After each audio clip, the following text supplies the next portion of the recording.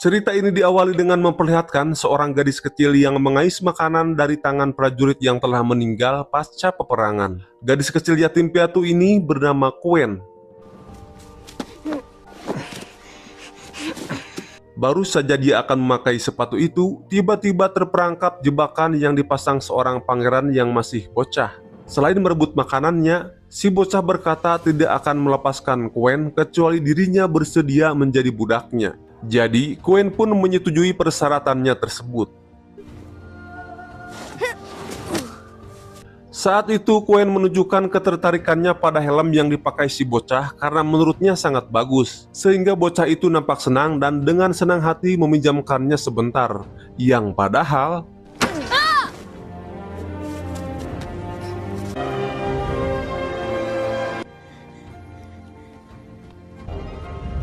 malangnya, roti satu-satunya itu jatuh ke dalam rawa, sehingga Quen hanya bisa menangis. Dalam situasi itu, tiba-tiba muncul di hadapannya seorang dewi yang bernama Dewi Mansion. Dengan kekuatannya, dia mengambilkan roti yang telah jatuh itu ke dalam tangannya. Tidak hanya itu, sang dewi menawarkan kemewahan dan juga dicintai banyak orang untuk takdirnya di masa depan. Tetapi semua itu ada bayarannya, yaitu setiap pria yang dicintai Quen akan mati setelahnya. Tanpa pikir panjang, Quen menyetujui tawaran takdir tersebut sampai akhirnya Dewi Mansion menghilang. Dan inilah The Promise. 20 tahun pun berlalu sejak kejadian itu. Kita diperlihatkan dengan pemandangan sebuah lembah, di mana prajurit kerajaan sedang bersiap menghadapi peperangan besar. Pasukan kerajaan ini dipimpin seorang jenderal besar bernama Guan Ming. Ia dikenal jenderal yang memiliki strategi perang yang ampuh. Peperangan yang akan dihadapi saat ini tidak seimbang, sebab pasukannya yang berjumlah 3.000 prajurit harus menghadapi 20.000 orang dari pasukan barbar. Oleh sebab itu, dia menyewa pasukan dari kalangan kaum budak yang berjumlah 133 orang. Selain bayarannya murah, kaum budak ini dikenal patuh pada tuannya. Bahkan hanya dengan memberikan makanan enak saja, mereka akan bersedia melakukan pekerjaan apapun.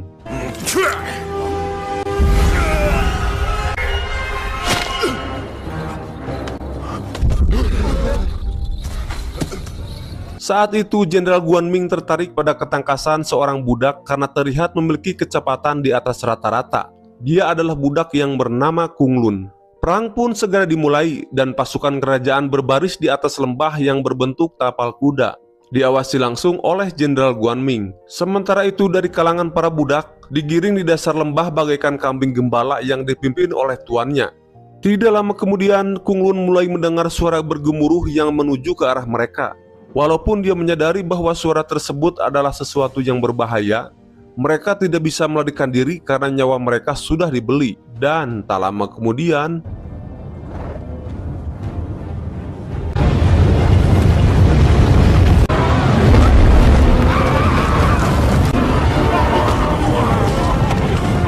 ternyata itu adalah koloni banteng dengan jumlah puluhan ribu yang sengaja dikirim pasukan barbar, sehingga kaum budak itu dilindas, ditabrak, dan berhamburan. Hanya Kung Lun yang bertahan dari kekacauan tersebut. Dengan kelebihan kecepatan larinya, dia bergegas mencari keberadaan tuannya untuk diselamatkan. Sementara para budak lain berusaha melarikan diri dengan menaiki bukit. Tetapi kemudian dihujani anak panah dari pasukan kerajaan karena dianggap telah membelot. Ketika Jenderal Guan Ming mengarahkan panahnya pada Kung Lun, dia pun segera berlari sehingga anak panah itu mengenai punggung tuannya. Kejadian itu membuat Jenderal Guan Ming merasa takjub melihat keistimewaan Kung Lun. Dia terus berlari sambil menggendong tuannya dan tanpa sadar menggiring kembali koloni banteng itu ke arah pasukan barbar. Sedangkan pasukan barbar sendiri tidak menyadari hal tersebut dan menganggap bahwa pasukan musuh telah dilumat habis oleh koloni banteng kirimannya. Yang padahal pasukan Jenderal Guan Ming belum terluka satu orang pun dan mengikuti pasukan banteng dari belakang. Dan kemudian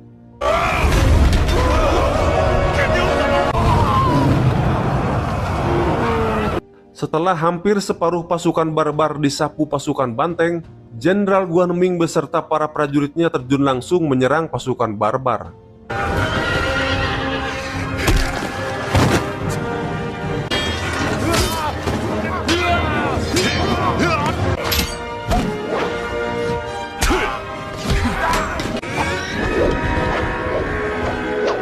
Pada akhirnya pertempuran yang awalnya tidak seimbang itu dimenangkan oleh pihak Jenderal Guanming, sehingga Jenderal Guanming semakin dibanggakan oleh para pasukannya.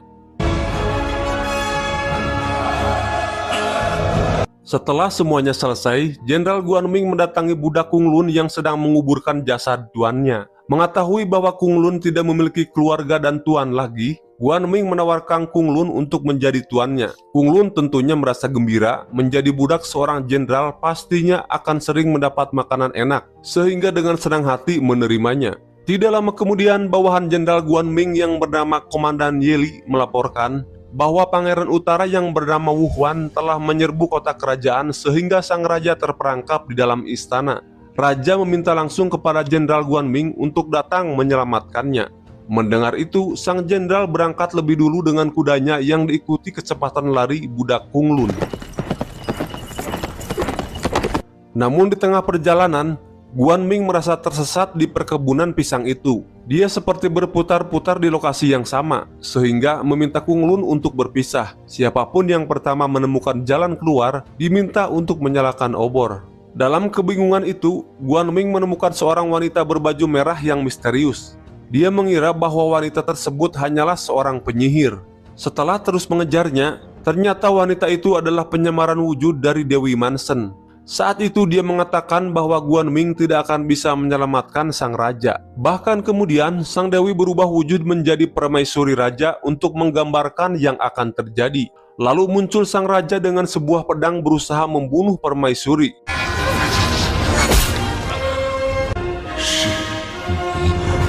Dari gambaran takdir itu, terlihat jelas bahwa sang raja akan tewas di tangan seseorang yang berkostum perang seperti yang dipakai Guanming. Dewi Mansen juga mengatakan bahwa peperangan tapal kuda adalah kemenangan terakhirnya. Dia akan merasakan menangis terjebak dalam sebuah perasaan. Tak peduli Guanming menertawakan gambaran takdir tersebut, Dewi Mansen kemudian menghilang meninggalkan tempat. Masih belum menemukan jalan keluar, Guanming tiba-tiba diserang oleh sosok berbaju hitam pendekar serigala dari suku salju.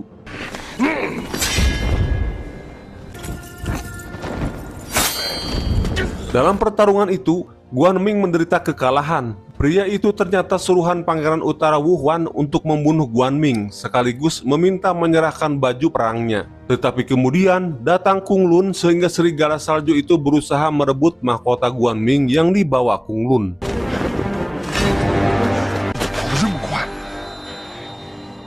Melihat kecepatan lari Kung Lun, pendekar itu mencurigai bahwa Kung Lun berasal dari suku yang sama seperti dirinya, sehingga dia mengurungkan niatnya.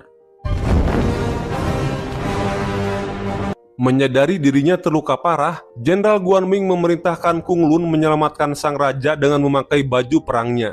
Namun, Kung Lun mengatakan bahwa dirinya tidak mengenali raja. Sang raja adalah sosok yang tidak bersenjata, jawab Jenderal Guanming.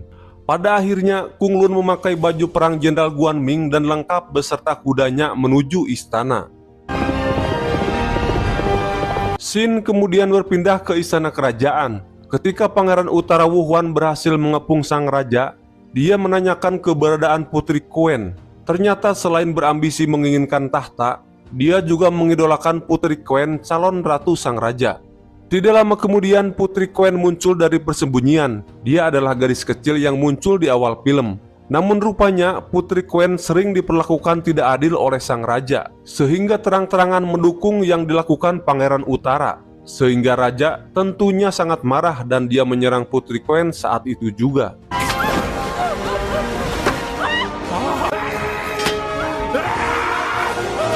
Sedangkan Kung Lun dengan penyamarannya hampir tiba di lokasi tersebut. Tepat ketika Putri Quen sudah tidak berdaya, Kung Lun melemparkan senjata pedang ke arah sang raja sehingga raja langsung meninggal. Sebab Kung Lun hanya mengingat perkataan Jenderal Guanming bahwa dia harus menyelamatkan seseorang yang tidak bersenjata. Kemudian dia menangkap Putri Quen dan membawanya melarikan diri yang diikuti kejaran Pangeran Utara beserta pasukannya.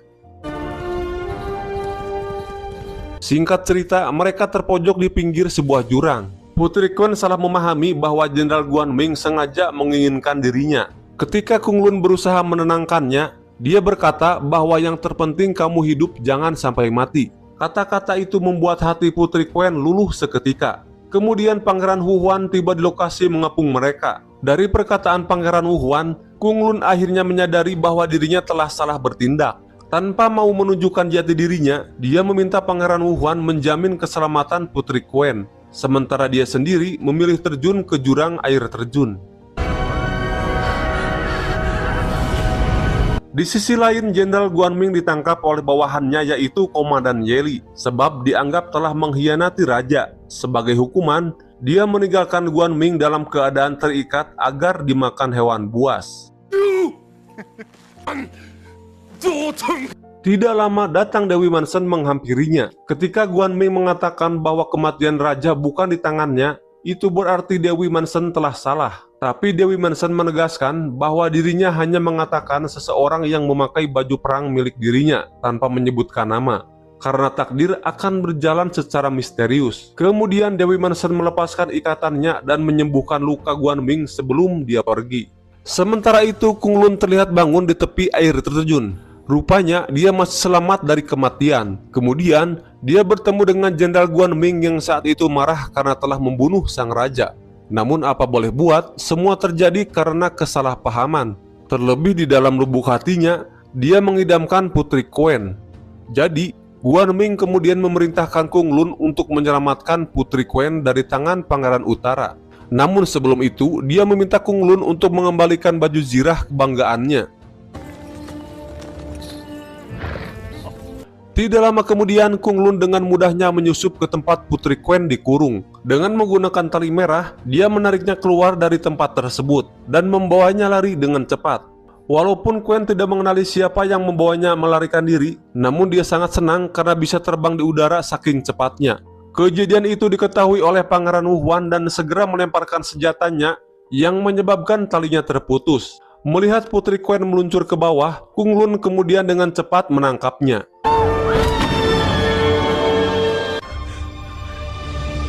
Tetapi di sana mereka ditikung oleh gulungan kain yang dilancarkan Huhuan. Dalam momen itu Kung Lun menyadari kalau dirinya menyukai Putri Quen. Namun apalah dirinya yang hanya seorang budak rendahan. Yang terpenting saat ini, bagaimana caranya agar dapat mengeluarkan Quen dari sana. Tidak lama kemudian muncul Jenderal Guanming menyusul yang membuat perhatian Quen teralihkan. Tanpa mengetahui kejadian yang sebenarnya, Quen telah jatuh hati pada sang jenderal waktu peristiwa di air terjun, sehingga dia mengabaikan Kung Lun dan berlari menuju Jenderal Guanming.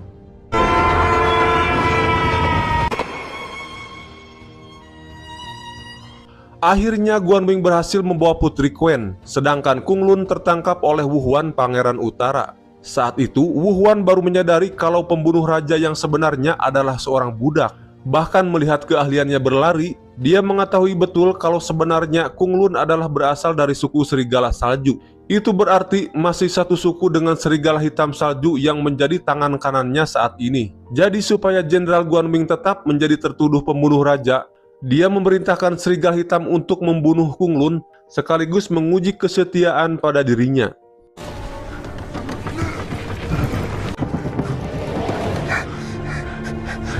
Serigala hitam kemudian berusaha membunuh Kung Lun di dalam kurungan. Dia berkata pada Kung Lun bahwa dirinya melakukan ini karena terpaksa. Jika dia tidak membunuh Kung Lun, maka dirinya yang akan dibunuh Huhuan. Hingga sampai suatu kesempatan, Kung Lun berhasil membuat serigala hitam tidak berkutik. Saat itulah serigala hitam memilih memihak pada Kung Lun dan bersedia membantunya keluar dari tempat tersebut. Di sisi lain, Jenderal Guanming baru sampai di rumah pelariannya. Di dekat pohon sakura, mereka terlibat obrolan singkat dan Jenderal Guanming mengutarakan perasaan cintanya pada Putri Quen. Begitu juga dengan Putri Quen memiliki perasaan yang sama.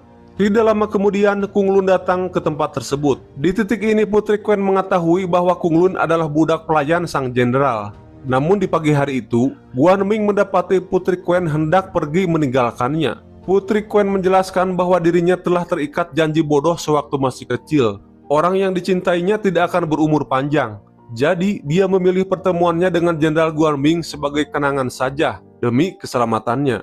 Akan tetapi Guanming menganggap bahwa ini sebuah pengkhianatan. Dengan marah dia memerintahkan Kung Lun untuk memenggal kepala Putri Quen saat itu juga. Namun tentunya budak Kung Lun tidak sampai hati melakukannya, apalagi dirinya menyukai Putri Quen. sehingga dia mengabaikan perintah Guanming. Pada akhirnya Guanming harus merelakan Putri Quen pergi. Tetapi dia berjanji pada dirinya bahwa saat pohon sakura menggugurkan bunga terakhirnya sebelum matahari terbenam, Putri Quen akan kembali padanya. Setelahnya, Jenderal Guanming mengungkapkan kekecewaannya pada Kung Lun. Ini yang kedua kalinya Kung Lun membantah perintahnya demi wanita itu. Oleh sebab itu, dia mengusir Kung Lun agar jangan mengikutinya lagi.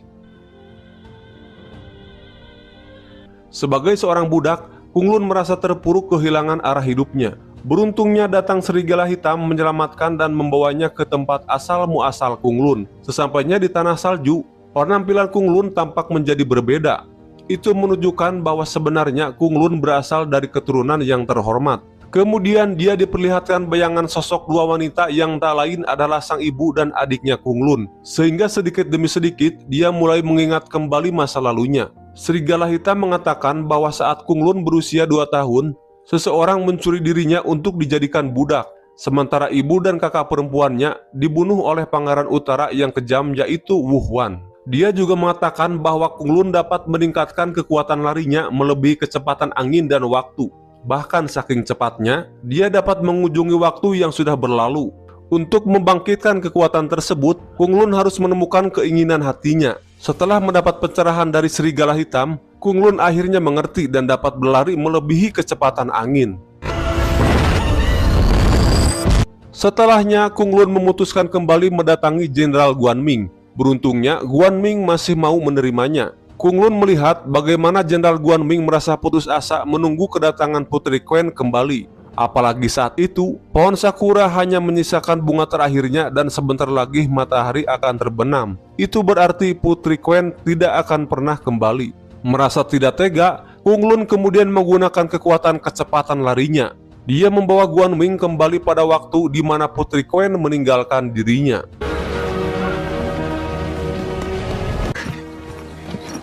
Akhirnya Jenderal Guanming dapat mencegah kepergian Putri Quen. Dengan penuh haru, mereka sama-sama mengutarakan isi hatinya. Putri Quen mengatakan bahwa ketika Jenderal Guanming menyelamatkannya dari sang raja dan saat terjun dari jurang adalah yang membuat dia jatuh cinta padanya.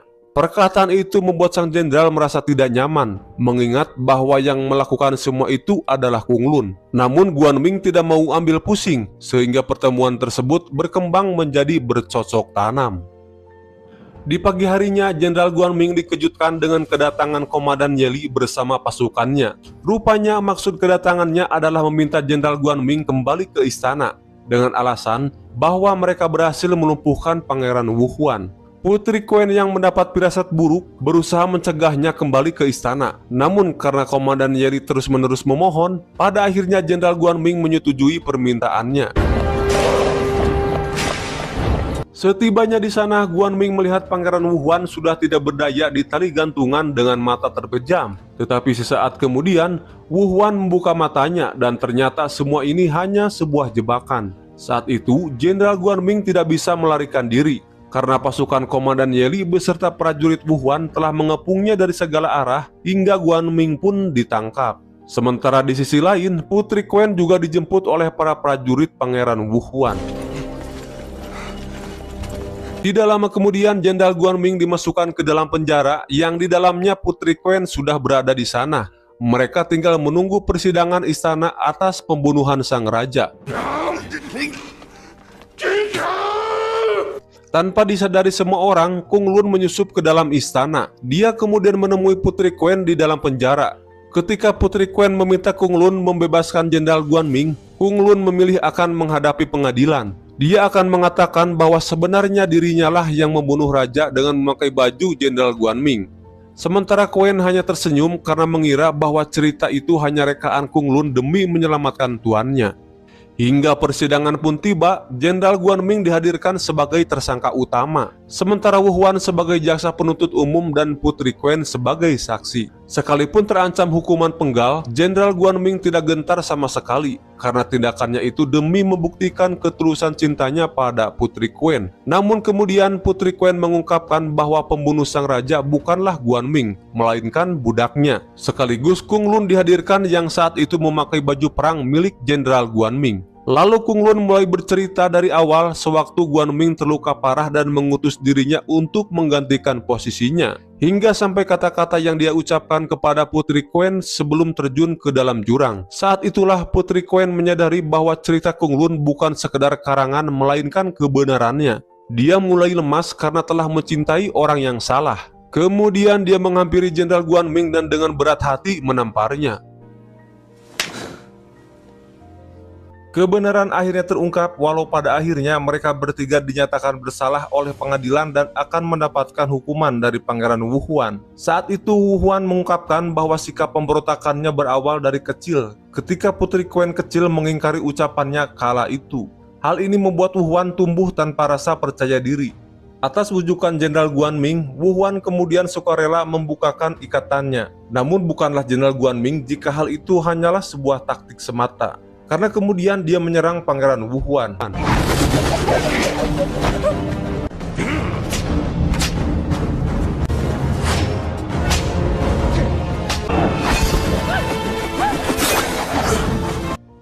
Setelah pertarungan sengit, Guan Ming berhasil melumpuhkan Pangeran Wu Huan. Tetapi Wu Huan dapat menjadikan Putri Quen sebagai tamengnya. Situasi itu membuat mereka terpaksa melakukan negosiasi untuk saling melepaskan. Namun pada akhirnya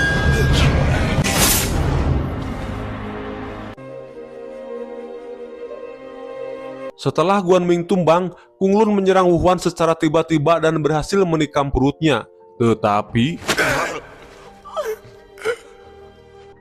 Pangeran Wu Huan akhirnya benar-benar tewas dan Putri Quen segera menghampiri Kung Lun yang kini menjadi pujaan hatinya.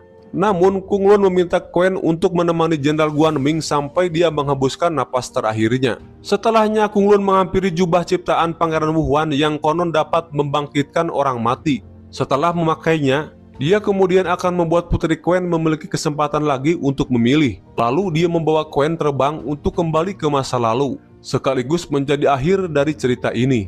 Terima kasih untuk yang setia menonton sampai akhir. Wassalam.